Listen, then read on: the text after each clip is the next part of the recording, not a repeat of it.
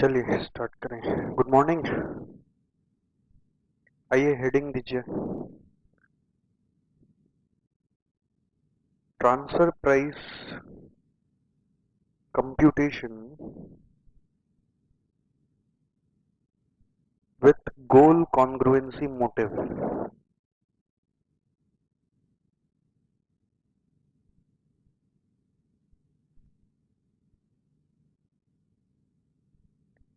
This is most important part of your chapter. Exam के maximum question इसी topic के ऊपर बेस्ड होते हैं, चाहे वो इजी क्वेश्चन हो चाहे वो टफ क्वेश्चन हो। You will see that maximum questions are based on this specific concept.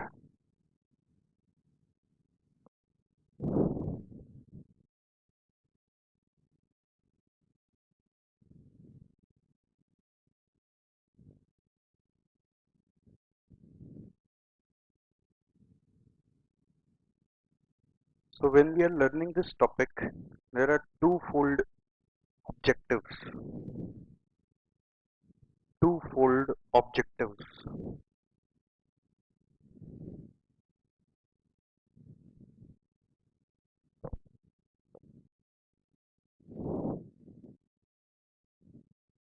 The first one is about evaluation of transfer for goal congruency.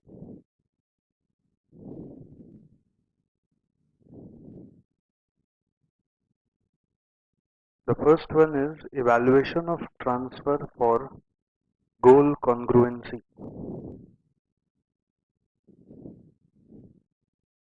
And the second one would be computation of transfer price. In this we will keep one specific thing in mind, that due credit should be given to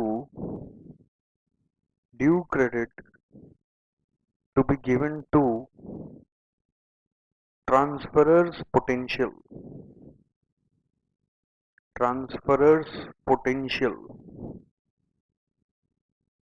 Now when we are saying potential, we mean potential in outside market, that is independent potential. Transferor का potential मतलब उसका independence as in वो outside market में खुद से जाके क्या कर सकता है। देखिए ये जो मैंने बना दिया, this is very helpful to solve any sum. Normally what students take it as that this is just a way to compute transfer price. Okay, तो उनका फोकस सिर्फ इधर चला जाता है, and this is only the mistake. वो सीधा सोचते हैं ट्रांसफर प्राइस कंप्यूटेशन सर ने लिखाया तो कंप्यूटेशन ऑफ ट्रांसफर प्राइस ही तो करना है.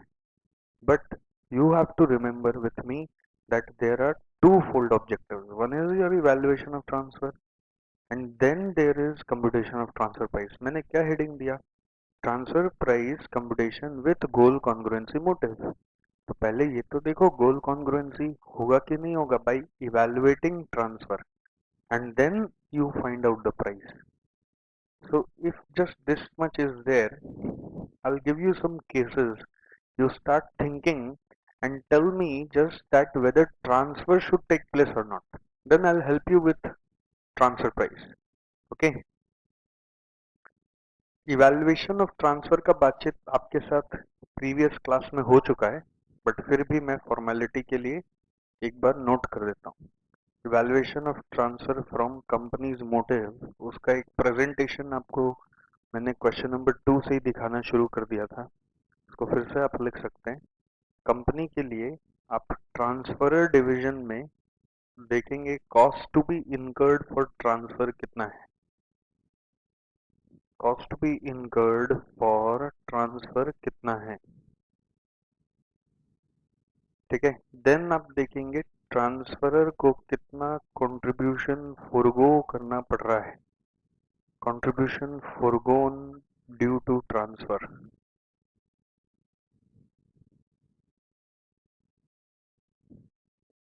contribution foregone by transferor is basically contribution foregone by company.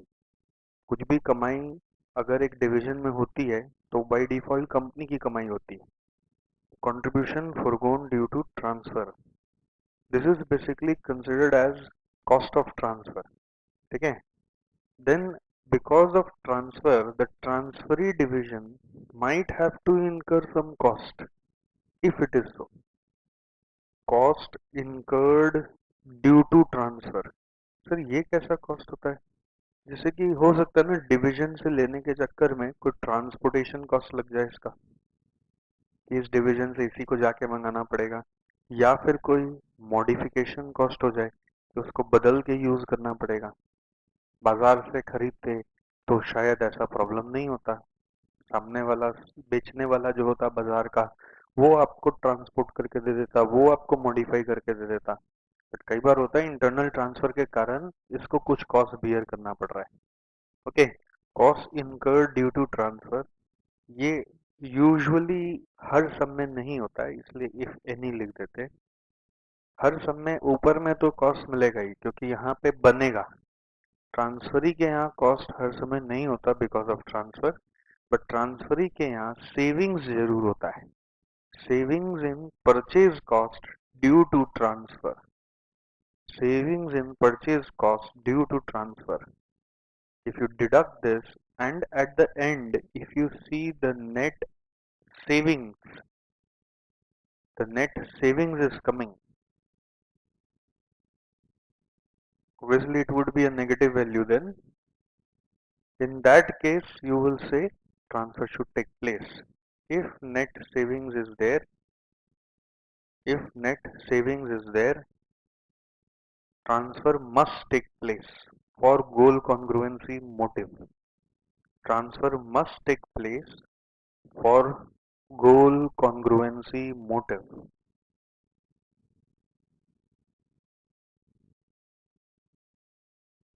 वैसे तो इसको हम लोग अप्लाई करके देख चुके हैं, बट फिर भी मैंने नोट करा दिया आपको, एक फॉर्मेट की तरह नोट करा दिया जो आपको रिवीजन में बहुत हेल्प करेगा। Transfer must take place for goal congruency motive. Okay, तो सवाल उठता है, what should be the transfer price in this circumstance to give due credit to potential? We say transfer price in order to give due credit to the potential of transferer, to the potential of transferer, it is obviously after evaluating that transfer should take place or not. आप सीधा transfer price कभी नहीं निकालोगे, हमेशा पहले evaluate कर लेना और फिर ट्रांसफर प्राइस निकालना। ओके, क्योंकि क्वेश्चन में कभी भी ट्रैप बिछाया जा सकता है, आप ट्रांसफर प्राइस निकाल रहे हैं, पता चलेगा ट्रांसफर होना ही नहीं चाहिए। या फिर नॉट अ प्रॉब्लम, हम लोग ऐसा भी बोलते हैं कि आप ट्रांसफर प्राइस निकाल लो लेकिन बाद में इवेल्युएट कर लेना, जिससे अल्टीमेट कंक्लूजन तो सही हो जाए।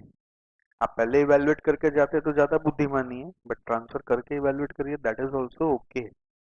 Transfer price in order to give due credit to potential of transferer is basically equal to cost to be incurred for transfer, add contribution foregone due to transfer, add contribution foregone due to transfer। ये जो result आया, जिसको आप लोग relevant costing chapter में देखें, we also call this as relevant cost or incremental cost, and this is also called as minimum transfer price। जैसे relevant costing chapter में सिखाया था मिनिमम सेलिंग प्राइस, वैसे ही यहाँ पर उसका नाम कर देंगे minimum transfer price, that should be charge by the transferor. इससे नीचे चार्ज करने से ट्रांसफरर के मेहनत को नजरअंदाज कर दिया जाएगा। इससे नीचे ट्रांसफर प्राइस अगर चार्ज किया गया तो फिर ऐसा लगेगा कि ट्रांसफरर मेहनत कर रहा है और मजे ट्रांसफरी ले रहा है, जो नहीं होना चाहिए अगर कंपनी को आगे चलाते रहना है तो। ओके, नाउ ये नोट्स लिखने के लिए लिख लिया। एक्चुअली ये बात आप ध्यान रखना कि नॉर्मली हम लोग इन नोट्स को रेफर भी नहीं करते। आप देखेंगे अभी इतना सारा सम करेंगे, आप कभी इसको पलट के देखेंगे भी नहीं। ये जस्ट उनके लिए जिनका दिमाग पूरा ब्लैंक हो जाएगा, उनको रिकलेक्ट करने में हेल्प करेगा। और ऐसा अपने क्लास में तो कभी नहीं होता। इनफैक्ट आप घर पे भी रिवाइज करोगे तो शायद ही इसको उतना गौर से देखोगे, आपको ऐसे ही याद रहेगा। ओके, तो मैं कुछ केसेस दे रहा हूँ। Case one, you have to think twofold. One, whether transfer should take place or not, and then secondly, you will have to calculate the transfer price. Okay.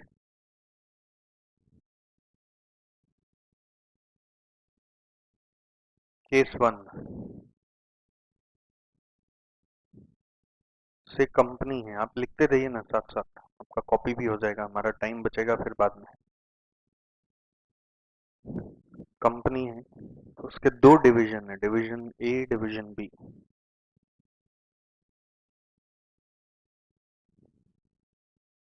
इसका कैपेसिटी है 1000 units, division A का।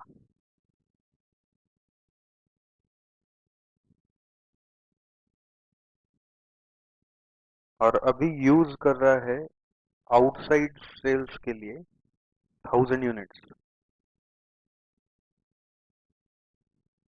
Used for outside sales is also 1000 units.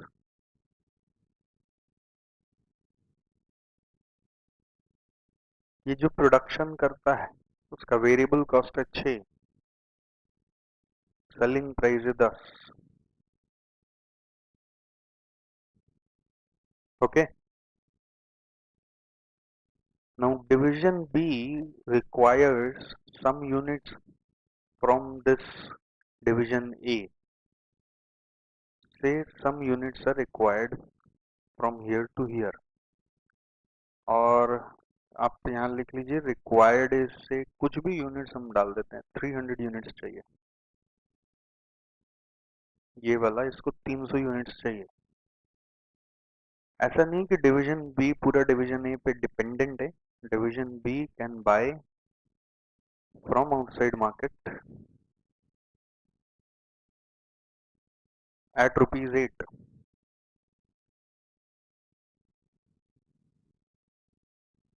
So what do you say? First thing is whether transfer should take place or not.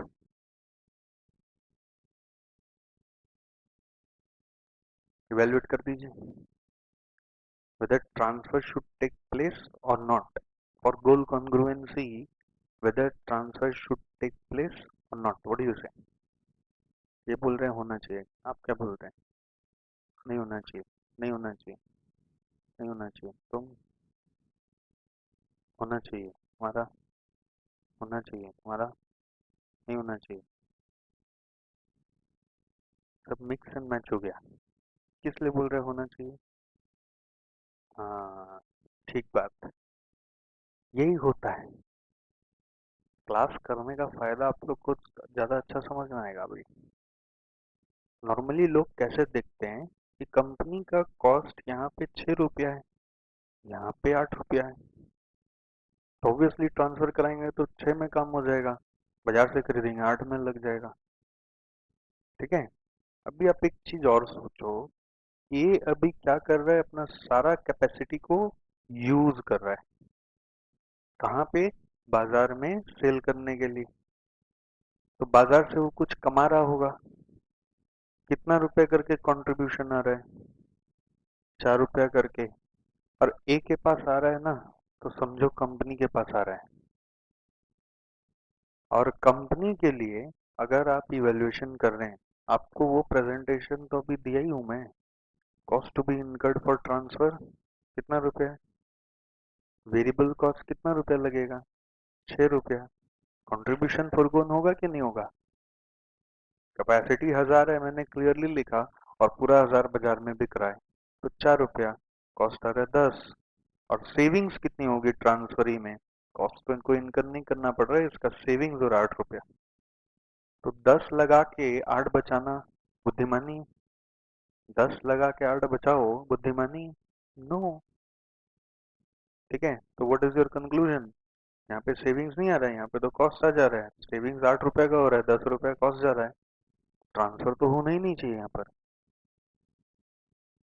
क्यों बोला आप, बोलो? 6 और 8 क्यों बोला? इस फॉर्मेट को भूल गया था क्या? इस फॉर्मेट को ध्यान से नहीं दिया, खाली मतलब नोट कर लिया आपने। ये फॉर्मेट का दिमाग में कुछ इनपुट लिया ही नहीं। तो सोचिए आपका प्रेजेंस ऑफ माइंड अभी क्लास में नहीं है। जो लोग आंसर हाँ हाँ बोल रहे थे, प्रेजेंस ऑफ माइंड नहीं है, वो फॉर्मेट को बस खाली नोट कर लिए, पढ़े भी नहीं। करेक्ट। चलिए ठीक है, इवैल्यूएशन करिए पहले। डिवीजन ए के यहाँ पे इवैल्यूएशन जो हो रहा है किसके व्यू पॉइंट से हो रहा है?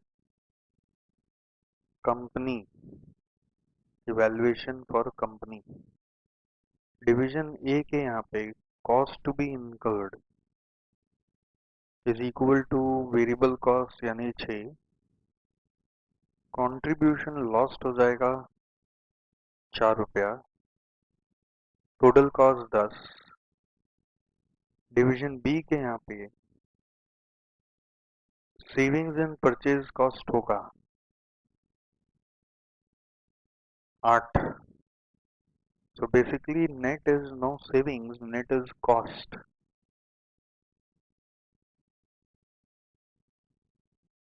Therefore transfer shouldn't take place. इसमें ही गोल कॉन्ग्रुएंसी होगा। अगर गोल कॉन्ग्रुएंसी चाहते हो तो ट्रांसफर नहीं होना चाहिए यहाँ पर, राइट?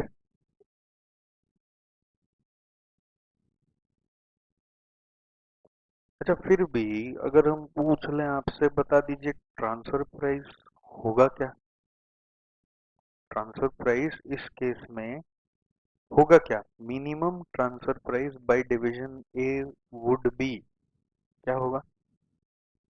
वैसे तो ट्रांसफर होने ही नहीं चाहिए, वो ठीक है, अल्टीमेटली यही फाइनलाइज होगा। बट अगर बोले डिवीजन ए को नहीं तू बता ट्रांसफर प्राइस मिनिमम तू क्या लेगा, what should be the answer? 10। बाजार में 8 में मिल रहा है, उससे उसको क्या मतलब? डिवीजन बी वाला बोलेगा मैं तो बाजार में 8 में खरीद रहा हूँ, तू 10 रुपए क्यों बोल रहा है? तो जाके खरीदना भैया, मेरा कॉस्ट यहाँ पे 10 रुपए ही है। मैंने आपको एक पॉइंट दिया था ना कि ट्रांसफर प्राइस में एक कैप प्राइस होता है, सीलिंग प्राइस। वो क्या होता है? फर्स्ट क्लास का नोट्स में लिखाया था। एक होता है लीस्ट प्राइस, मतलब मिनिमम कितना होगा, और दूसरा होता है मैक्सिमम कितना होगा। मैक्सिमम कितना होगा? Market price. तो maximum transfer price should not be greater than market price. अभी मार्केट में अगर 8 में मिल रहा है, मार्केट में अगर 8 में मिल रहा है, तो आप तो बोल देंगे maximum market price should be 8 rupees. तो उससे ज्यादा तो आंसर होना ही नहीं चाहिए। तो मिनिमम का वैल्यू मैक्सिमम से ज्यादा कैसे हो गया? नहीं लग रहा है? मिनिमम का वैल्यू मैक्सिमम से ज्यादा कैसे हो गया? मिनिमम में आप जो बोल रहे हैं वही आंसर है, which is variable cost 6, contribution lost 4, so answer is suppose to be 10। But maximum आप बोलते हैं मार्केट प्राइस होना चाहिए, मार्केट में 8 में मिल रहा है, तो how can minimum price be more than maximum price? इसलिए ही तो बोल रहे हैं ट्रांसफर नहीं होना चाहिए। इसका आंसर ये है कि इसीलिए तो बोल रहे हैं ट्रांसफर नहीं होना चाहिए। बाजार कोई हमारे हिसाब से थोड़ी चल रहा है, ये वाला प्राइस हमारे हिसाब से, बाजार हमारे हिसाब से नहीं चल रहा। बाजार में 2 रुपए में भी मिल रहा होगा तो हम क्या करें? अगर बाजार में फ्री में भी कोई बांटने रेडी है तो हम कैसे दे दें?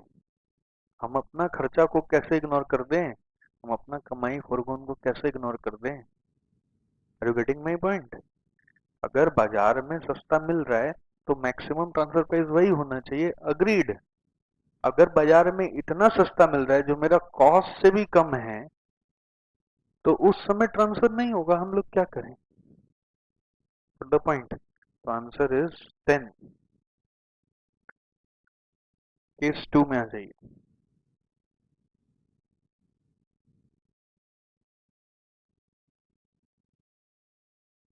कंपनी है, डिवीजन ए है, डिवीजन बी है, दिमाग को चालू रखिएगा। डिवीजन ए है, डिवीजन बी है। कैपेसिटी ए का वही 1000 units, used for outside sales is also 1000 units.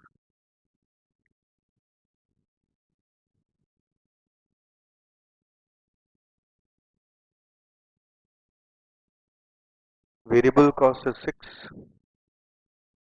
Selling price in outside market is 10, सारा डेटा वैसा ही, इसका वही 300 units are required for transfer, इसका बाजार का परचेज प्राइस है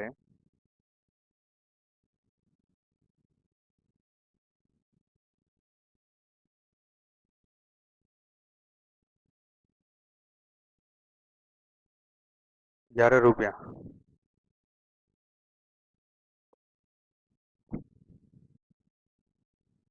तो पहला सवाल इवैल्यूएशन क्या बोलता है, ट्रांसफर होना चाहिए कि नहीं होना चाहिए? होना चाहिए ना। कैसे सोचे? अब समझ में आ गया आपको कैसे सोचना है? तो डिवीजन ए में cost to be incurred would be 6, contribution foregone would be 4, cost हो गया इसका 10। डिवीजन बी में सेविंग्स कितना रुपया हो जाएगा? 11। तो net savings is 1 rupees.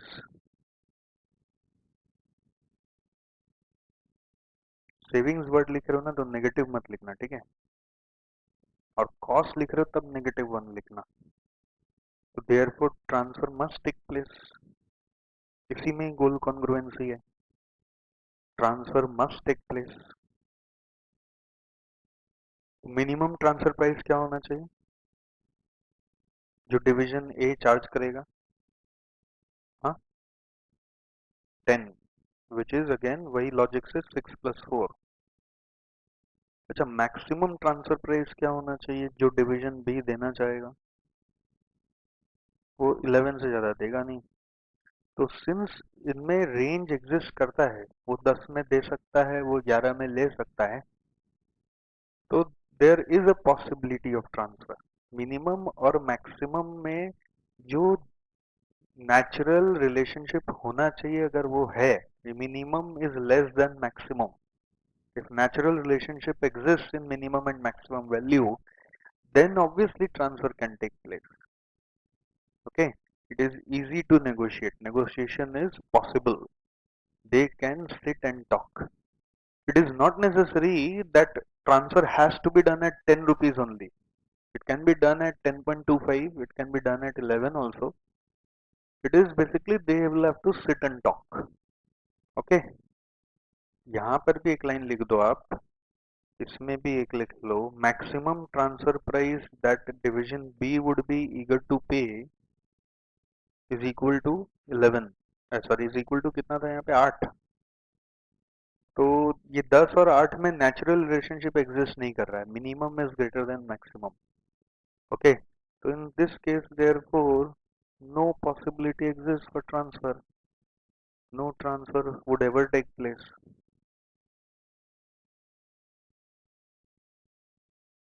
Max अगर आपका मिनिमम से कम है तो ट्रांसफर कभी होगा ही नहीं, सीधा सा बात है। ठीक है, लिख लिया आपने?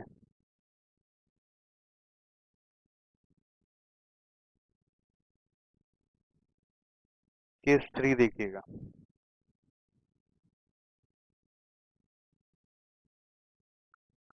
फिर से बनाते हैं। Company and there are two divisions, division A, division B.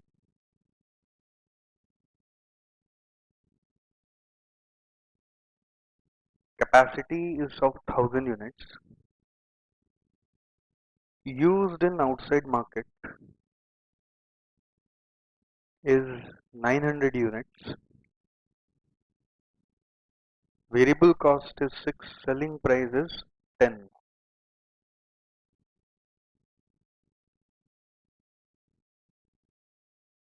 and division B requires 100 units from division A,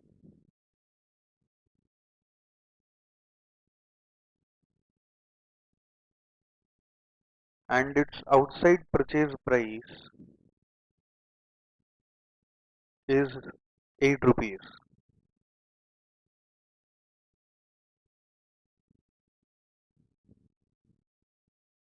So first is, what do you say, whether transfer should take place or not? जी, transfer होना चाहिए कि नहीं होना चाहिए? होना चाहिए, क्यों? जी, ये आइडल कैपेसिटी से ट्रांसफर हो सकता है। 1000 कैपेसिटी है, 900 यूज हो रहा है, 100 यूनिट तो आइडल नहीं बन जाएगा। और आइडल कैपेसिटी होने से कभी भी कंट्रीब्यूशन फुर्गो नहीं होता। ये बात एक एग्जांपल में रेलेवेंट कॉस्टिंग में भी सिखाया था। आलसी बॉय का एग्जांपल था। जो आदमी खाली बैठा है उसका कोई कंट्रीब्यूशन लॉस काउंट नहीं किया जाता। ठीक है, तो आइडल कैपेसिटी का कंट्रीब्यूशन लॉस कुछ नहीं है। Cost to be incurred is 6 रुपया एंड सेविंग्स वुड बी 8 रुपया। तो definitely transfer can take place. Okay, तो first is evaluation. A,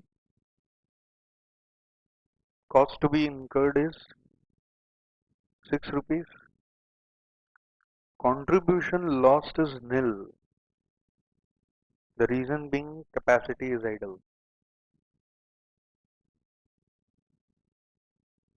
Or division B में there would be savings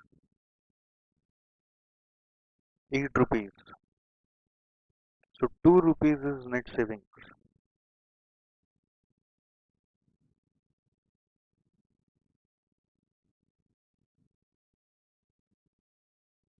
₹2 is net savings. So therefore what will you say? Transfer should take place.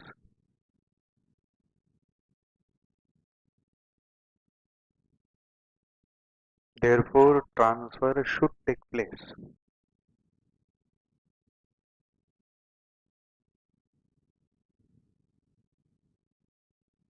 Minimum transfer price should be, जल्दी जल्दी active होइए, that should be variable cost only, that is equal to ₹6। दूसरी दुनिया में कुछ सोच रहे हैं। Maximum transfer price by division B would be, it should be the outside purchase price, that is equal to ₹8। So what will you say? Negotiable है, transfer हो जाएगा, बैठेंगे तो बातचीत करेंगे तो ट्रांसफर हो जाएगा। ऐसा मत सोचो कि 6 में ही करना चाहिए। Never take this in mind, 6 में ही करना पड़ेगा, ऐसा कोई रूल नहीं। बैठिए, बातचीत करिए, वो भी मेहनत करेगा आपके लिए। खाली बैठा है इसका मतलब कंट्रीब्यूशन लॉस नहीं है, बट मेहनत का कुछ क्रेडिट उसको भी दीजिए। 8 रुपया में आप खरीदते हैं, वो 6 में अफोर्ड कर सकता है, इसका मतलब ये नहीं कि उसे 6 में ही लेना है। आप ये सारी भाषाएं को क्वेश्चंस में देखेंगे, अलग अलग तरह से क्वेश्चन ये सब चीज को यूज करेगा कि ट्रांसफरर 7 में देने रेडी है, ऐसा क्वेश्चन बनता है। ट्रांसफरर 7 में देने रेडी है, लेकिन ट्रांसफरी बोलता मैं तो तुमसे 6 में ही लूंगा, जबकि ट्रांसफरी का बाजार में रेट 8 रुपए है। सोचिए, ऐसा लड़ाई आपको क्वेश्चन में देखने मिलेगा। ट्रांसफरी जानता है मुझे बाजार में 8 में मिलेगा, ट्रांसफरी ट्रांसफरर को बोल रहा है तुम मुझे 6 में दो। वो बोलता है अरे भाई मैं 7 मांग रहा हूँ, बाजार से 1 रुपया कम मांग रहा हूँ, तुम मेरे को 1 रुपया ज्यादा दे दे। तो ये बोलता है फिर गोल कॉन्ग्रुएंसी क्या चीज का हुआ, समझ गए? तो आपको बताना पड़ेगा कि यहाँ पे कैसे रेजोल्यूशन करें। कितना झमेला चल रहा है आपस में, आप उसको रिजॉल्व कर दीजिए। तो आपको ऐसे समझाना होगा कि भाई ये मिनिमम है, वो मैक्सिमम है, तो since minimum is less than maximum and also there is a range of bargain possible, so it is wise that head office should interfere and make them understand their workload and commitment towards the work, so that they can arrive somewhere win-win transfer price. Okay, ऐसा करके आपको answer लिखना पड़ता है। चलिए ठीक है, case 3 समझा आपने, वेरी नाइस। केस 4 ट्राई करिएगा। Okay, company, 2 division, division A division B.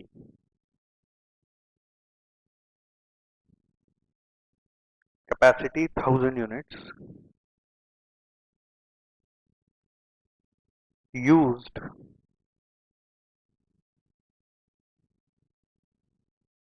900 units for outside sales, variable cost 6, selling price 10. अब यहां से यहाँ ट्रांसफर चाहिए, लेकिन 300 यूनिट्स चाहिए।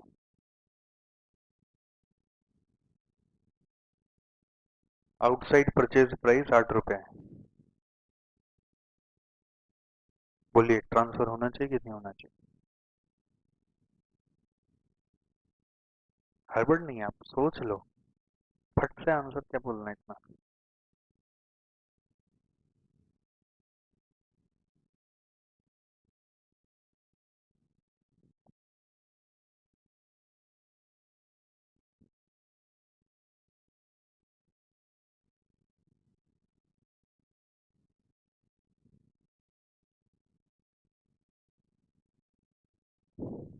हो गया डिसीजन?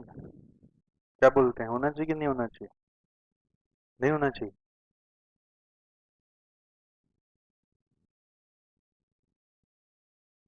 देखिए, एक तरीका है सोचने का। डिवीजन ए में cost to be incurred, variable cost का कितना रुपया? 6। कंट्रीब्यूशन लॉस्ट कुछ होगा? नहीं होगा? होगा ना, इतना पूरा ऑर्डर फुलफिल करना है तो 200 यूनिट का कंट्रीब्यूशन लॉस्ट हो जाएगा। देखो 100 आइडल है, वो हम बना देंगे, 100 यूनिट्स आइडल से दे देंगे, ठीक है। और बाकी का 200 यूनिट्स कहाँ से आएगा? आउटसाइड मार्केट से फोरगो करना पड़ेगा। तो 200 यूनिट का मेरा कंट्रीब्यूशन लॉस्ट होगा। 200 यूनिट का कितना रुपया जाएगा? 4 रुपया करके। और वो कितने यूनिट से आप रिकवर कर सकते हैं? 300 यूनिट से। तो कितना आ रहा है देखो, 800 बाई 300, हाँ 2.67। तो आपका कॉस्ट आ रहा है 8.67, करेक्ट। डिवीजन बी में, डिवीजन बी में सेविंग्स कितना होगा? Savings in purchase cost would be 8 रुपया। तो 8.67 इज कॉस्ट, 8 रुपया is the saving. so what would you say? Negative cost आ जा रहा है 0.67 का नेट में, तो transfer shouldn't take place. Net cost is 0.67, तो transfer should not take place, ठीक है। एक ऑप्शन ये। इसी को इवेल्युएट करने का दूसरा तरीका, जो मैडम ने आंसर बोला अभी, सर 100 यूनिट ट्रांसफर होना चाहिए, 200 यूनिट नहीं होना चाहिए। तो 100 यूनिट और 200 यूनिट को आप ऐसे स्प्लिट करके इवेल्युएट करो। 100 यूनिट आइडल से निकल जाएगा, 200 यूनिट आउटसाइड मार्केट से फुर्गो करके निकालेंगे। जो आइडल से निकलेगा उसमें डिवीजन ए में कॉस्ट टू बी इनकर्ड खाली वेरिएबल कॉस्ट जाएगा, यानी कि 6 रुपया। आउटसाइड मार्केट से भी अगर आप निकालोगे तो 6 रुपया तो लगेगा ही। देन कंट्रीब्यूशन लॉस्ट, फिर यहाँ पे कुछ नहीं, इस 200 यूनिट पे 4 रुपया करके। तो यहाँ 6 आ रहा है, यहाँ पे 10 आ रहा है।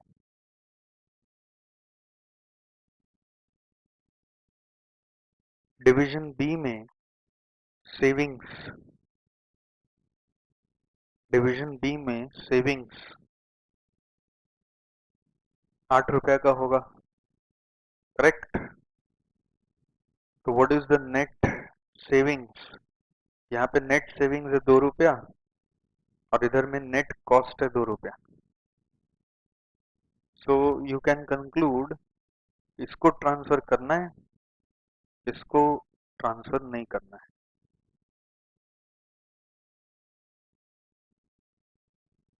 अब मेरे को ये बताओ, ऊपर वाला इवैल्यूएशन बोलता है none of 300 unit should be transferred, पूरा ट्रांसफर नहीं करना है, no transfer should take place. Transfer should not take place for all 300 units, this was ऊपर का कंक्लूजन। और इधर बोल रहे हैं 100 करना चाहिए, 200 नहीं करना चाहिए।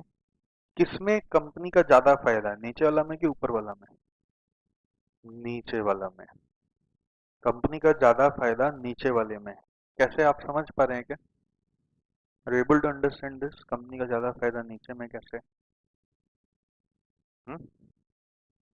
जैसे अगर मैं फर्स्ट केस में जाऊं तो कंपनी के लिए क्या डिसीजन आया? ट्रांसफर नहीं होना चाहिए।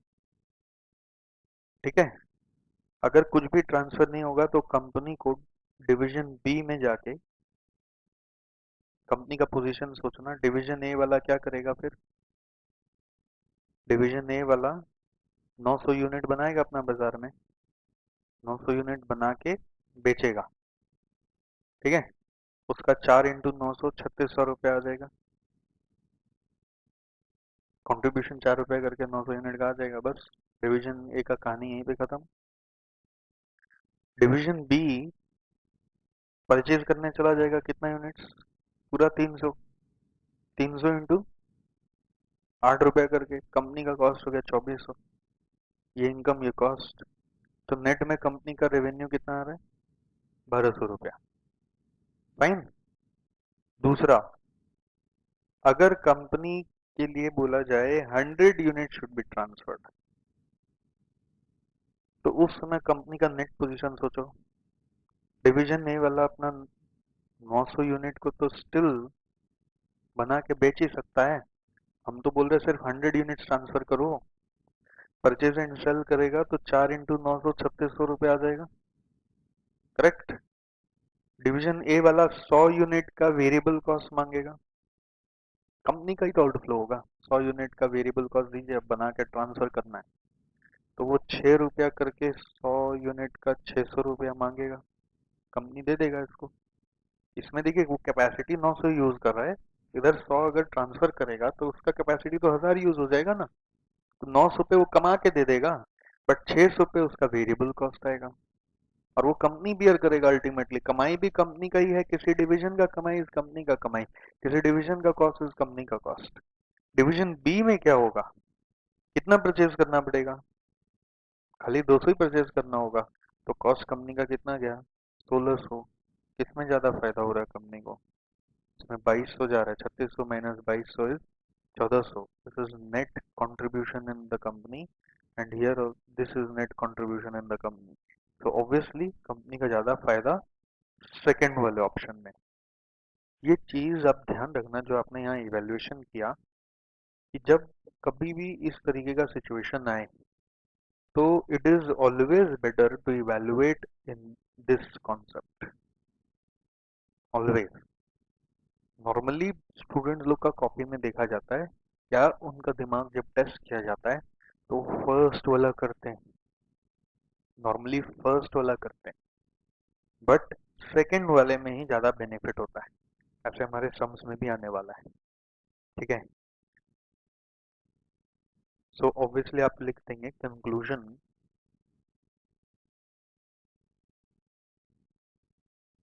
100 units should be transferred and 200 units should be purchased in division B. Should be purchased in division B.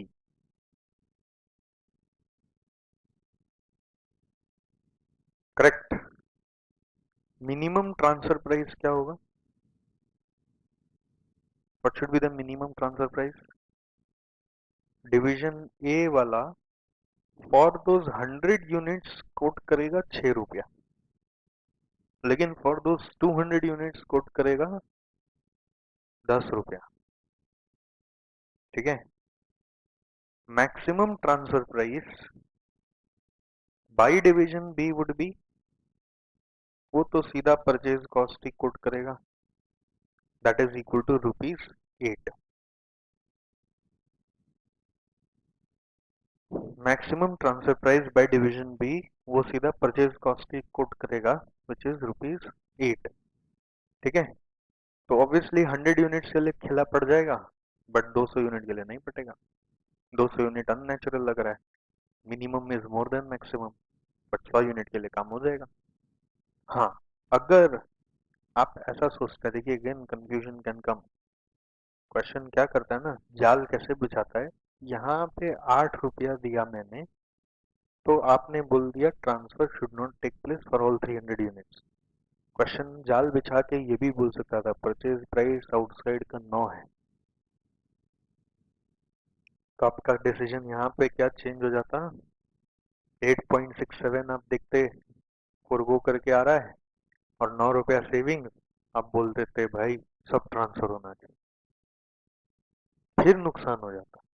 अगर 8.67 कॉस्ट है, सेविंग्स 9 रुपया है, तो आप क्या बोलते हैं, नेट में सेविंग्स है 0.33 का, 300 यूनिट पूरा ट्रांसफर करो।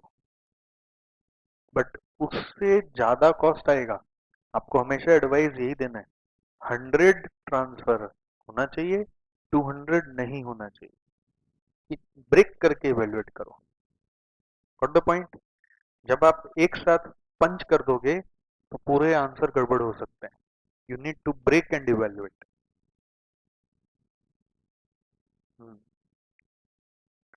आइए next, this was case 4। Okay, case 5 में आ जाते हैं।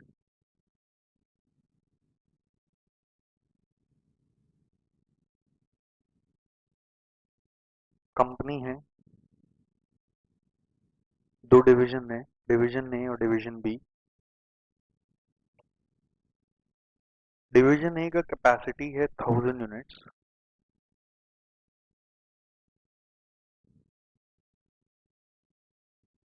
यूज करता है आउटसाइड के लिए 600 यूनिट्स, जिसमें वेरिएबल कॉस्ट है 6 रुपया, सेलिंग प्राइस है 10 रुपया।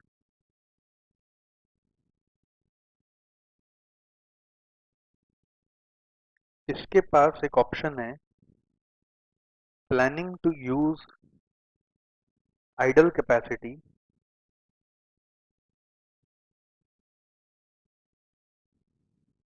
फॉर लेट आउट पर्पज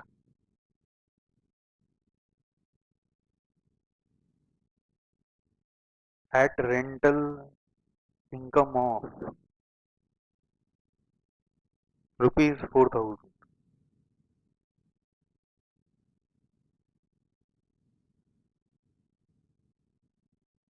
ठीक है, अब इसमें 400 units are required for transfer,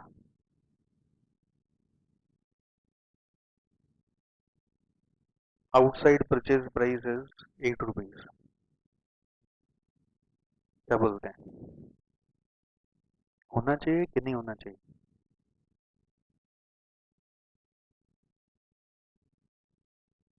नहीं होना चाहिए, पक्की बात। कैसे सोच रहे हैं आप?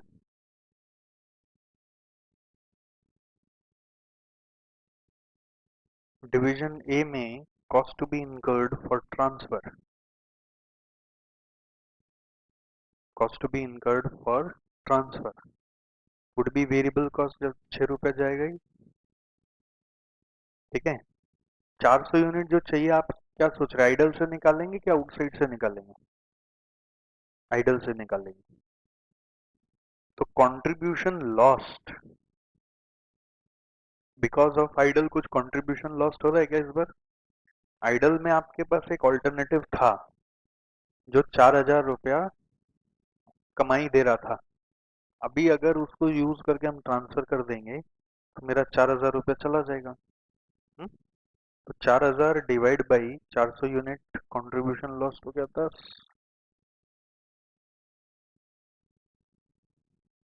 समझ में आया? तो ये 16 रुपया आ जाएगा। और वहीं डिवीजन बी में सेविंग्स कितना होगा, 8 रुपया। तो 16 लगा के 8 बचाने का कोई बुद्धिमानी नहीं है, नेट कॉस्ट इज 8 रुपया, so ultimately you will conclude transfer should not take place।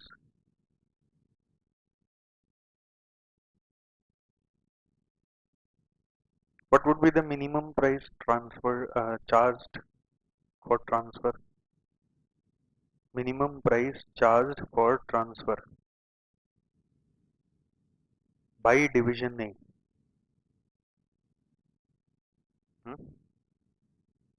Very good, बहुत अच्छा आंसर दिया उन्होंने, 10 आंसर है। इस सम का सरप्राइज ही यही था, आप लोग 16-16 करते हैं। सवाल क्या है? मिनिमम प्राइस, ठीक है। तो डिवीजन ए को डिवीजन बी का अगर काम करना है तो उसके पास दो ऑप्शन है। एक वो आउटसाइड सेल से भी फॉरगो करके दे सकता है, और दूसरा वो आइडल कैपेसिटी से दे सकता है। करेक्ट। आपने यहाँ पर जब इवेलुएट किया, मैंने जानबूझ के आपको इंटरफेयर नहीं किया क्योंकि आप 16 को ही फिर आंसर समझ सकते हैं।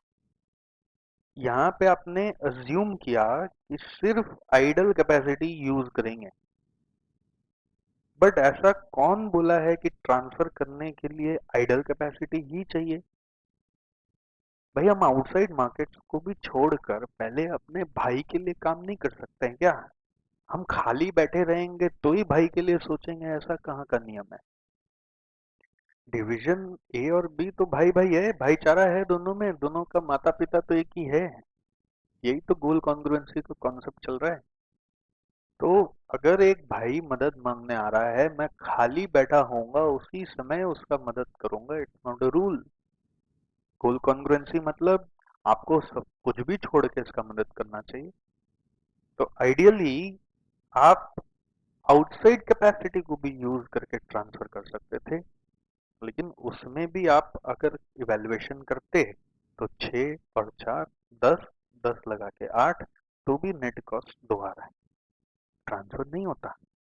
तो जब हम मिनिमम प्राइस पूछ रहे हैं ना, तो मिनिमम प्राइस खुल्लम खुल्ला डिस्क्लोज करेंगे, भाई देख मेरे पास दो उपाय है, मैं तेरा काम आइडल से कर दूं या फिर तेरा काम आउटसाइड सेल को छोड़ के कर दूं। अगर मैं आउटसाइड सेल छोड़ के करूंगा तो मैं तेरे से 6 + 4 10 रुपया कम से कम लूंगा, क्योंकि इतना कमाई मैं करके देता हूँ हेड ऑफिस को। और अगर आइडल कैपेसिटी से लूंगा तो 6 तो लूंगा ही, प्लस मेरा अभी एक ऑप्शन आ रखा है भाड़ा लगाने का, वो इनकम चला जाएगा, और मेरा इनकम चला गया, it is as good as head office का इनकम चला गया, क्योंकि जो इनकम होता है वो तो वहीं जमा कराते हैं। करेक्ट। तो यहाँ पर मैं फिर तरह से कंट्रीब्यूशन लॉस्ट का 10 रुपया ले लूंगा, तो 16 रुपया। अगर कम से कम कोट करने बोलोगे तो मिनिमम ट्रांसफर प्राइस मैं 10 ही रुपया के नीचे तुमको दे ही नहीं पाऊंगा। और बाजार में अगर 8 रुपया में मिलता है, that can be given by division B, तो ऑब्वियसली फायदा यही है कि भाई बाजार से खरीद के काम करना चाहिए। इसी में दोनों की भलाई है, इसी में कंपनी की भलाई है। करेक्ट। सारे सिचुएशन है हमारे पढ़ाई में, सारे सिचुएशन।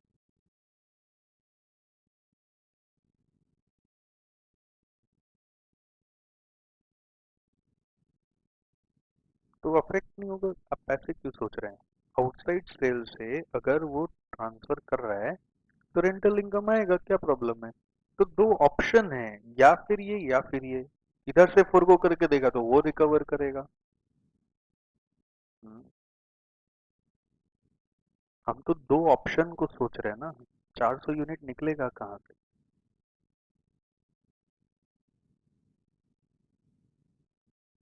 अरे 4000 यूनिट है ना।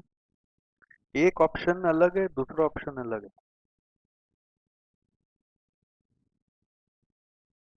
तुम पूछती हमेशा कंफ्यूज हो जाती है।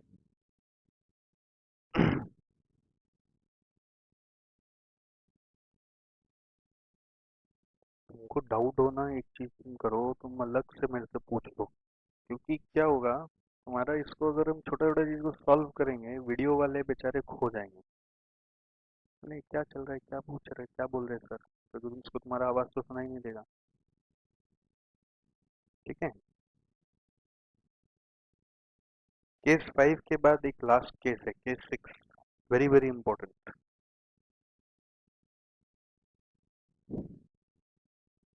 कंपनी है, डिवीजन ए है।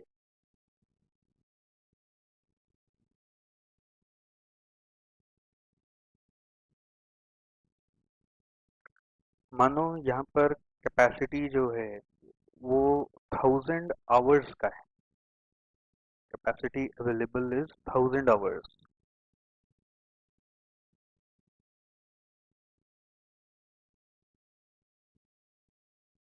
लेकिन इसके साथ एक समस्या है, इसको यूज कैसे करना है ये नहीं पता, इसको नहीं मालूम। इसके पास तीन ऑप्शन है।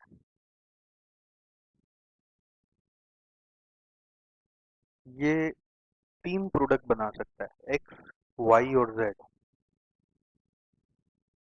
Product X, product Y, product Z. तीनों में सेलिंग प्राइस मैं आपको दे दिया, 20 रुपया, 40 रुपया, फिर 15 रुपया। Variable cost 10, variable cost 25, variable cost 8 रुपया। कंट्रीब्यूशन समझ में आ गया होगा। 10, 15, 7। एक इंफॉर्मेशन जोड़ देते हैं, आवर्स पर यूनिट। ये इसलिए बताना है क्योंकि इसको अभी पता नहीं कैसे यूज करें अपने कैपेसिटी को। तो आवर्स पर यूनिट में बता दिया, 2, 4 और 1। ठीक है। इसका एक्सटर्नल डिमांड, तीनों का एक्सटर्नल डिमांड मतलब आउटसाइड सेल के लिए,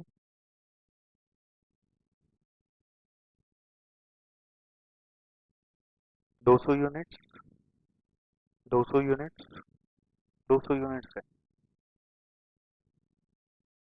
ठीक है।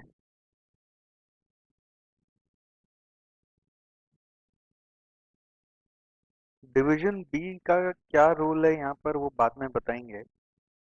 पहले आप मेरे को ये बताओ, डिवीजन ए को करना क्या चाहिए। डिवीजन ए को क्या करना चाहिए। ऐसा सिचुएशन आईपीसीसी में आपने शायद डील किया होगा, इंटरमीडिएट में डील किया होगा।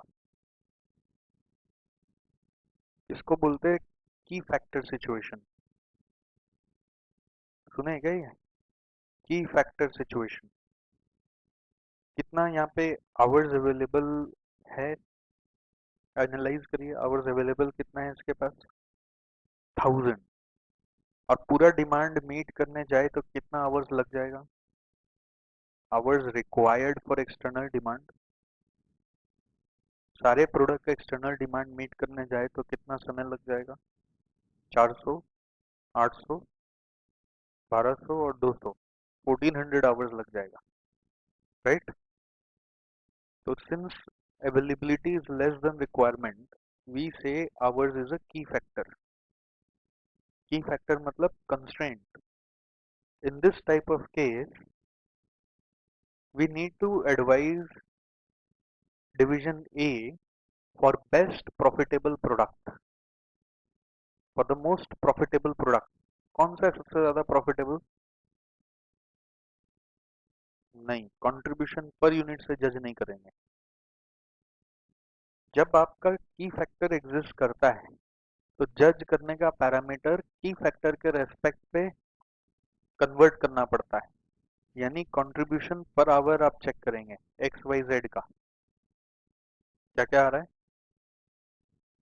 5, 10/2 is 5, 15/4 is 3.75, 7/1 is 7. Now you can rank the products. First is of Z, second is of X, third is of Y. Right? तो अब 1000 आवर्स को कैसे यूटिलाइज करवाओगे, जिसको हम लोग बुलाते हैं ऑप्टिमम मिक्स। ऑप्टिमम मिक्स बुलाते हैं हम इसको। ऑप्टिमम मिक्स में सबसे पहले कौन सा प्रोडक्ट, Z, कितने यूनिट्स, डिमांड मार्केट का पूरा मीट करवा देंगे, 200 आवर्स कितना जाएगा, 200। आवर्स अलॉटेड 200, z के बाद x, x का रैंक है 2, कितना यूनिट्स बना लेंगे उसका, पूरा 200 बन जाएगा। 200 के लिए कितना आवर्स चाहिए उसका, 200 इंटू 2 400, तो 400 आवर्स उसको दे दीजिए। बाकी बचा हुआ आप y को दे दीजिए। y के लिए 1000 में से कितना बचा, 400, करेक्ट। 400 200 600 माइनस किया, 400 बच गया। उस 400 में y कितना बनेगा, 100 unit. This is the best situation for division A. Division A का इसमें सबसे ज्यादा फायदा है, ठीक है। अभी आपको एक काम एक्स्ट्रा करवाया गया कि डिवीजन ए को क्या करना चाहिए, okay.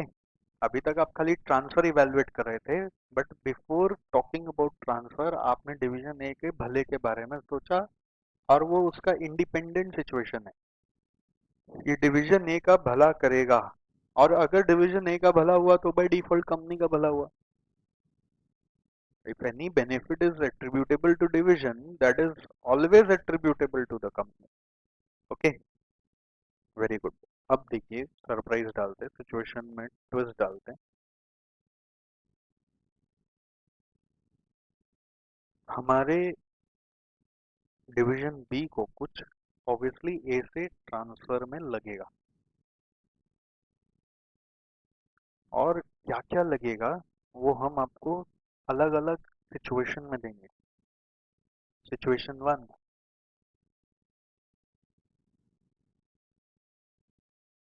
Division B requires 50 units of Z from division A,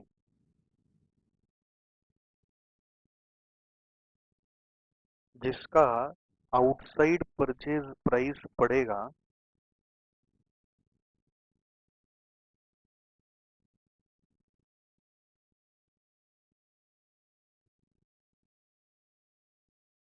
13 rupees. तो वही दो कैलकुलेशन है, इवैल्यूएट करो और फिर ट्रांसफर प्राइस बताना है।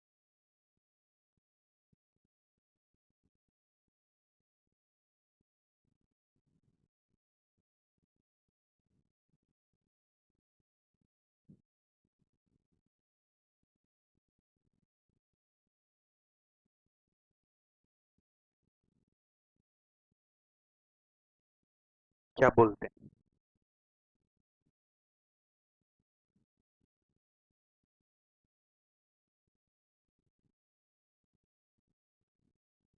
नहीं होना चाहिए।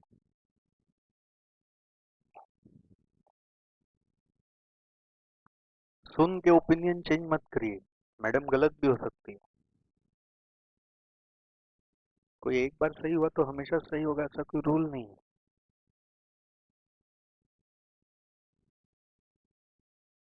होना चाहिए,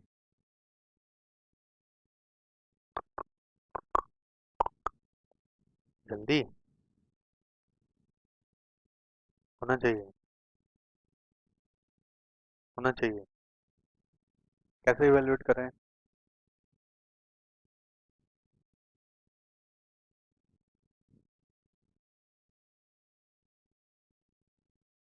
कंट्रीब्यूशन लॉस कैसे नहीं होगा।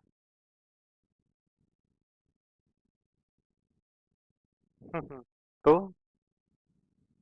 पहला चीज देखो, जेड का, इसको सोचने का एक अगर हम प्रोटोकॉल बनाए, जेड का 50 यूनिट ट्रांसफर करना है, उसके लिए समय कितना चाहिए, hours required for transfer work. 50 units of Z के लिए 1 घंटा के हिसाब से 50 आवर्स चाहिएगा। समय है आपके पास डिवीजन ए में, है। अरे 1400 का जरूरत था, 1000 ही है। अपना काम तो पूरा कर नहीं पा रहे हम। अपने चाहत से z बनाए, x बनाए, y जितना बना सकते थे कहाँ बना पा रहे हैं, टाइम नहीं है मेरे पास। और ऊपर से भाई आके माथा खराब कर रहा है, बोल रहा है भैया भैया 50 यूनिट दीजिए। कहाँ से टाइम निकाले? क्या बोले, क्या भाग यहाँ से, टाइम नहीं है मेरे पास। बोलना चाहिए क्या? ऐसे संस्कार दिए गए हमें। संस्कार का नाम है गोल कॉन्ग्रुएंसी। जिस लिए तू जी रहा है इसलिए ही वो जी रहा है। भाई आया, मदद करो, बैठाओ उसको। समय नहीं है तो समय निकालो। कोई बाहर वाला थोड़ी आया है। ठीक है भैया, समय निकालते हैं। कहाँ से निकालें? ऐसे जगह से निकालो जिससे तुम्हारा कम नुकसान हो। बाय डिफॉल्ट कंपनी का कम नुकसान हो। अरे, सुनने में क्या जाता है उसकी जरूरत को, उस जरूरत के लिए कोट करने में क्या जाता है। काम होगा नहीं होगा बात का चीज है। समय नहीं है ये बोलने से नहीं चलेगा। गोल कॉन्ग्रुएंसी का संस्कार बोलता है समय निकालेंगे। कहाँ से निकालें आप बताइए? जिसमें कम फायदा है। किसमें? Z X Y. वाई में, वाई से समय रिलीज करके भाई का काम करेंगे। वाई में कितना समय आप देते हैं? 400। भाई को कितना चाहिए? 50। तो ये 50 वाई से निकाल के जेड का काम कर देंगे। वाई अभी हम बाहर वाले को बेचते हैं। बाहर वाले को बोल देंगे भैया तुम बाहर वाला है, पहले मेरा भाई आया है, हम उसको टेंशन देगा। क्योंकि उसको जो नुकसान हुआ तो उसका भविष्य में खतरा आ जाएगा, तो कंपनी को नुकसान होगा जिसके लिए हम भी जीते। तो उसको तकलीफ पहुंचती है तो दर्द हमें भी होता है। कनेक्शन तो वही है ना। ओके। तो आप यहाँ पर कैलकुलेशन करने के लिए समय रिलीज कराइए। Hours required for transfer is first calculation. Second is hours to be released from. कहां से रिलीज होगा? Least profitable product in division A. Least profitable product in division A which is equal to Y. And उसमें कितना hours है ये check कर लेना। उसमें कितना आवर्स है ये चेक कर लेना। वाई में कितना आवर्स है? 400। और चाहिए कितना? 50। ठीक है। अगर यहाँ पे चाहिए होता 500 तो कैसे समय निकालते? 500 चाहिए होता तो कैसे समय निकालते? 400 वाई से और 100 एक्स से। अगर वाई पूरा खत्म हो जाता फिर एक्स से टाइम निकालते। ओके। तो यहाँ पर डिवीजन ए वाई से पूरा 100 आवर्स निकाल सकेगा। इसके कारण कंट्रीब्यूशन लॉस्ट कितना होगा डिवीजन ए में? डिवीजन ए में कंट्रीब्यूशन लॉस कितना होगा? वो 100 घंटे का वाई से जो कमाई आता था वो चला जाएगा। वाई का 1 घंटा कितना कमाई देता था आपको? ये रहा 3.75 करके। तो 3.75 करके 100 घंटे का कंट्रीब्यूशन का नुकसान हो गया। वाई का कंट्रीब्यूशन लेना है। वाई से समय निकाल रहे यानी वाई का उतना डिमांड मीट नहीं होगा, तो वाई का जो 1 घंटे का कंट्रीब्यूशन है उसको 100 से मल्टीप्लाई करिए। This is coming 375 rupees. 100 ही तो रिलीज किया आपने। जितना रिलीज किया उसी का ही तो नुकसान होगा। अच्छा ये 50 चल रहा था क्या? तरीके ये 50 करिए। 50 50 यूनिट्स का काम चल रहा था। 50 इंटू 3.75, 50 इंटू 3.75 कितना आता है? 187.5। Okay. So what should be the transfer price? या आप इवेल्युएशन करेंगे तो कैसे करेंगे? फोर्थ नंबर में मान लो इवेल्युएशन करना है। डिवीजन ए में कॉस्ट टू बी इनकर्ड क्या होगा? कॉस्ट टू बी इनकर्ड यानी वेरिएबल कॉस्ट। किसका वेरिएबल कॉस्ट लेंगे? जेड का। जिसको ट्रांसफर कर रहे हैं उसका वेरिएबल कॉस्ट लीजिएगा।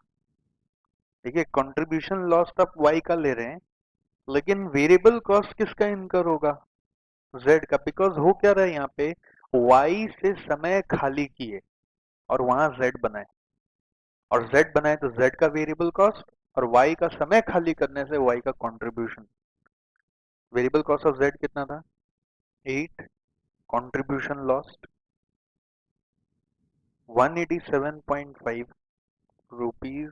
कितना यूनिट्स में एट्रीब्यूट कर सकते हैं आप? 50 यूनिट्स ऑफ जेड में ट्रांसफर कर रहे हैं आप। हाँ, 50 में डिवाइड करिए, 3.75, 11.75 डिवीजन बी।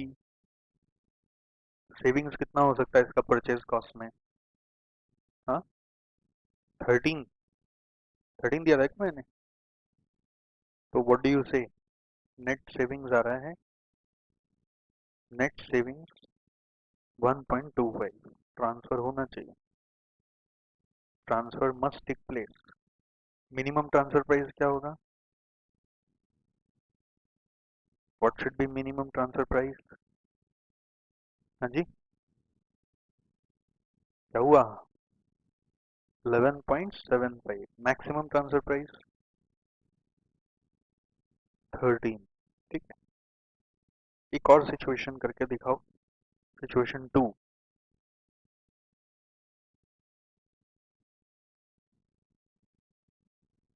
सिचुएशन 2, इस सिचुएशन का नाम है कि से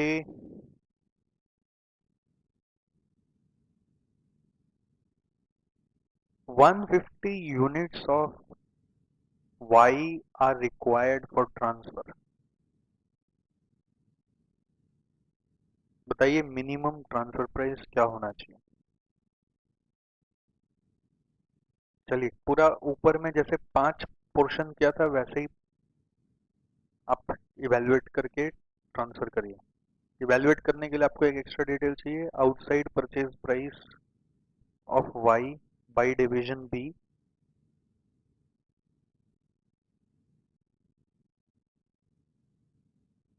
वाई का सेलिंग प्राइस क्या था यहाँ पे? 40 था ना, मान लो 39 में प्रोक्योर कर लेगा।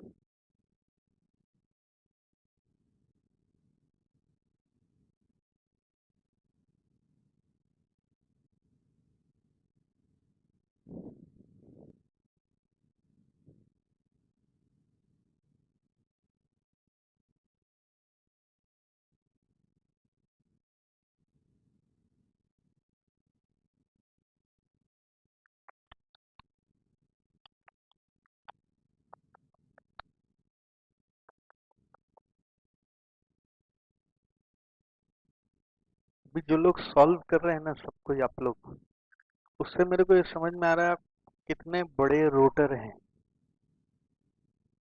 रोटर मतलब रट्टू, कितने बड़े आप रट्टू हैं ये समझ में आ गया। एक्चुअली यहाँ पे यही बुद्धि लगा लेना चाहिए। इनका लीस्ट प्रॉफिटेबल प्रोडक्ट क्या था डिवीजन ए में? Y, correct. और वाई ट्रांसफर के लिए चाहिए, तो अगर हम वाई से समय रिलीज करके वाई ट्रांसफर करेंगे तो कंट्रीब्यूशन लॉस्ट ऑफ वाई तो जुड़ेगा ही, यानी वाई का जो ट्रांसफर प्राइस मिनिमम में आएगा वो उसका variable cost plus contribution loss से जो वाई का सेलिंग प्राइस है वो आ जाएगा। वाई का सेलिंग प्राइस पूरा मिनिमम ट्रांसफर प्राइस बन जाएगा बाय डिफॉल्ट, जो 40 रुपया है, और इसको बाजार में 39 में मिल रहा है। ट्रांसफर होना ही नहीं चाहिए। मतलब आप कॉमन सेंस से अगर सोचें कि least profitable product in division A is Y की एक्स, आप देखो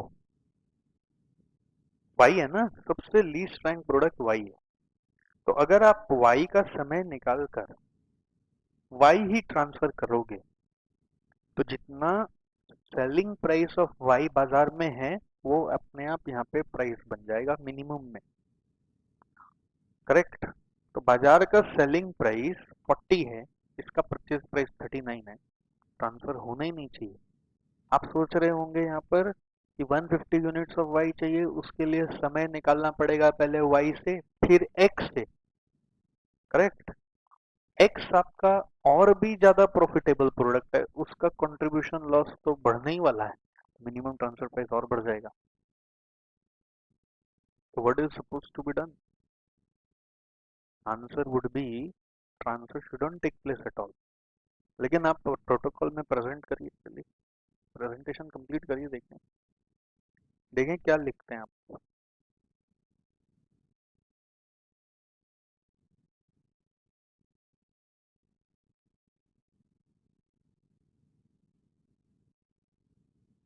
आवर्स रिक्वायर्ड फॉर ट्रांसफर कैसे लिखेंगे?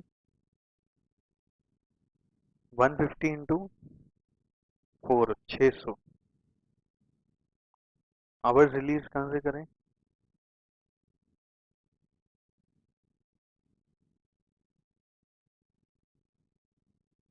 वाई से कितना आवर्स? रैंक 3 है ना, 400। और बाकी का आप एक्स से रिलीज करिए 200। समझ में आ रहा है?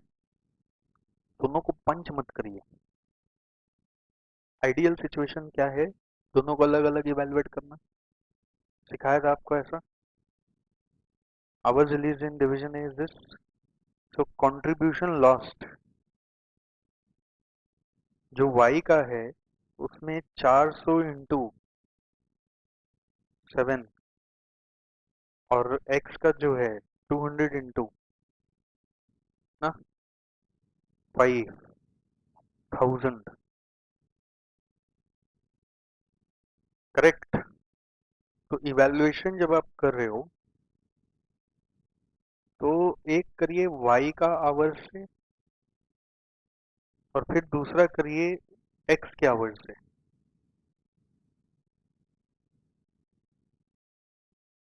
हाँ, 7 करके क्यों लिया आपने? 3.75 है ना। 3.75 इंटू 400 कितना आ रहा है? 1500। और ये 5 ठीक है। एक्स में कितना था मैंने चेक नहीं किया। पर आवर कंट्रीब्यूशन बताना आपको 5। आवर्स ऑफ वाई से और आवर्स ऑफ एक्स से इवेलुएट करेंगे तो कॉस्ट टू बी इनकर्ड। एक मिनट, आवर्स ऑफ वाई कितना है? कितना रिलीज कर रहे हैं हम लोग? 400 और यहाँ पे 200। तो 400 आवर्स में कितना यूनिट्स ऑफ वाई बन जाएगा? 100 यूनिट्स। और 200 आवर्स ऑफ एक्स में कितना यूनिट्स ऑफ वाई बन जाएगा? हम्म, वाई का एक यूनिट में कितना टाइम लगता है? वाई का एक यूनिट में 4 घंटा लगता है। तो 4 घंटा अगर लगेगा, 200 घंटा रिलीज किए हैं, 200 बाई 4 50 यूनिट बन जाएगा मेरा। टोटल हमने इसी प्लान से तो रिलीज किया था। 150 यूनिट ऑफ वाई ट्रांसफर करना है। 150 यूनिट ऑफ वाई ट्रांसफर करना है जिसके लिए 600 आवर चाहिए। तो 600 आवर में 400 है वाई से, 200 है एक्स से। तो मैं अलग अलग खाली ब्रेक किया हूँ कि 400 जो वाई से रिलीज किया उसमें कितना यूनिट्स ऑफ वाई बनेगा, जिसको आप ट्रांसफर करेंगे वो है 100 यूनिट। और फिर आप 200 आवर जो एक्स से रिलीज कर रहे हो उसमें यूनिट्स ऑफ वाई आप 50 बना के ट्रांसफर कर लीजिए।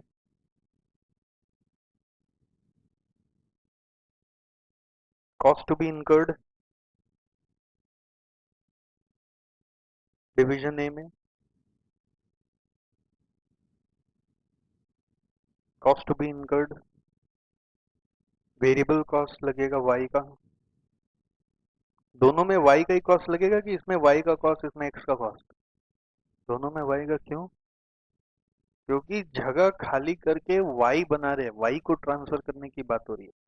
जगह खाली हो रहा है एक ऐसा वाई से जो बाजार में बिकता था, उसको मना करके ट्रांसफर के लिए वाई बना रहे हैं। और फिर एक्स जो बाजार में बिकता था उससे जगह खाली करके उसमें ट्रांसफर करने के लिए वाई बना रहे हैं।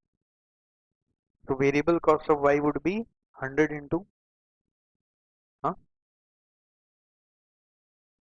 पर यू वेरिएबल कॉस्ट कितना था इसका? 25।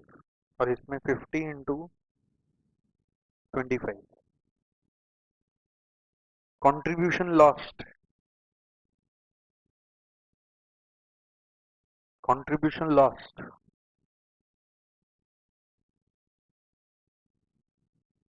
100, 100 अगर यूनिट ले रहे हो, ठीक है, तो गड़बड़ हो सकता है आपका। कंट्रीब्यूशन लॉस मैंने यहाँ लिखवा दिया था आपको, 1500 वाई से एक्स से 1000 आवर से देखना चाहिए। बात वही है, क्योंकि यहाँ पे वाई मैच कर रहा है, इसलिए प्रॉब्लम नहीं हो रहा है। 1500 और 1000 ये ऊपर में लिखवा दिया था मैंने, 1500 और 1000। तो टोटल कितना आ रहा है, 4000 और 2250।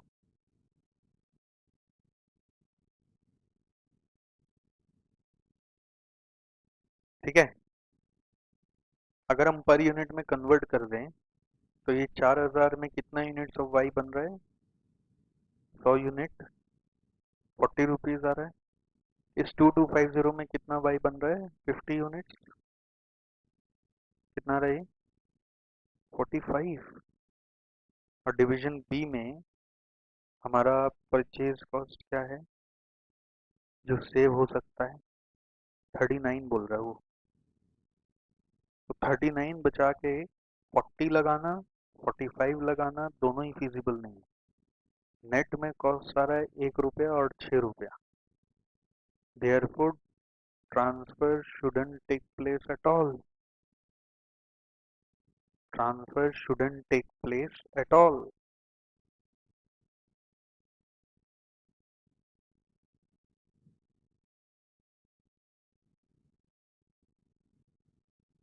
ठीक है, बोलिए।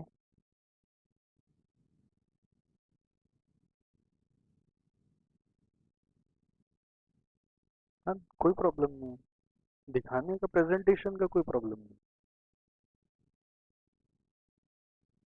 ओके, और transfer shouldn't take place at all है, ठीक है। अगर मिनिमम ट्रांसफर प्राइस पूछा जाए डिवीजन ए से कि तुम कितना चार्ज करोगे, तो answer would B for 100 units जो वो वाई के आवर से रिलीज करके बनाएगा उसके लिए 40 रुपीज, और फॉर 101 टू 150 यूनिट्स जो वो एक्स से रिलीज करके बनाएगा उसके लिए वो 45 चार्ज करेगा।